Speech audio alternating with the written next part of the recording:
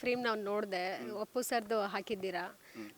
ತುಂಬ ಮಿಸ್ ಮಾಡ್ಕೊಳ್ತೀರಾ ಅನ್ಸುತ್ತೆ ಅವ್ರನ್ನ ಈ ಕ್ಷಣಕ್ಕೆ. ಯಾಕಂತ ಹೇಳಿದ್ರೆ ಅವ್ರೇನಾದರೂ ಇವತ್ತಿದ್ದಿದ್ರೆ ನೀವು ವಿಜಯ್ ಅವ್ರ ಜೊತೆ ಆ್ಯಕ್ಟ್ ಮಾಡಿದ್ದೀರಾ ಅಂತ ಕೇಳಿದ್ರೆ ಖಂಡಿತವಾಗ್ಲೂ ಕಾಲ್ ಬರ್ತಾ ಇತ್ತಲ್ವಾ? ಮೊದಲು 100% ಅವರೇ ಕಾಲ್ ಮಾಡಿ ಗ್ಯಾರಂಟಿ ಮನೆಗೆ ಕರೆದು ಮಾತಾಡಿಸಿ ಅದನ್ನೆಲ್ಲ ಯಾರು ಮಿಸ್ ಮಾಡ್ಕೊಳ್ಳಲ್ಲ ಹೇಳಿ ಮೇಡಮ್. ನಾ ಹೇಳಿದ್ನಲ್ಲ, ಅಪ್ಪು ಸರ್ ಹೋದ್ಮೇಲೆ ಒಂದು ನಮಗೂ ಬೇಜಾರು, ಇನ್ನೊಂದಂದರೆ ಅರ್ಧ ಇಂಡಸ್ಟ್ರಿ ಆ್ಯಕ್ಟಿವಿಟೀಸ್ಗಳೇ ಕಮ್ಮಿ ಆಗಿಬಿಟ್ಟಿದೆ.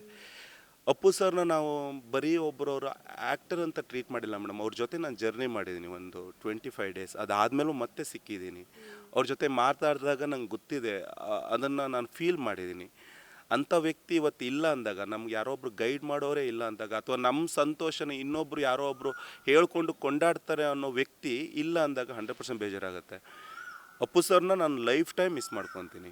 ನಾನು ಇರೋವರೆಗೂ ಅಂದರೆ ಆ ಥರದೊಬ್ಬ ವ್ಯಕ್ತಿ ಮುಂದೆ ಹುಟ್ಟೋದು ಇಲ್ಲ, ಹುಟ್ಟಕ್ಕೆ ಸಾಧ್ಯನೂ ಇಲ್ಲ ಅಂತ ಹೇಳ್ತಾನಲ್ಲ.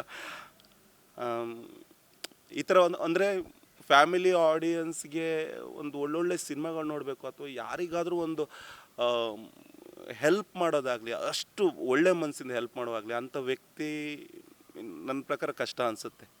ಸೊ ಇಲ್ಲಿ ಇರಲಿ, ಅವರಿಗೆ ಇನ್ನೊಂದು ಮತ್ತೆ ಅವರು ಬಾರ್ನ್ ಆಗಲಿ ಅಂತ ಹೇಳೋಕ್ಕೆ ಇಷ್ಟಪಡ್ತೀನಿ. ಒಂದು ಇದರಲ್ಲಿ ನೋಡಬೇಕು ಅವ್ರು. ನಾವು ಅಪ್ಪು ಸರ್ನ ತುಂಬ ಮಿಸ್ ಮಾಡ್ಕೊತೀವಿ ಮೇಡಮ್, ರಿಯಲಿ.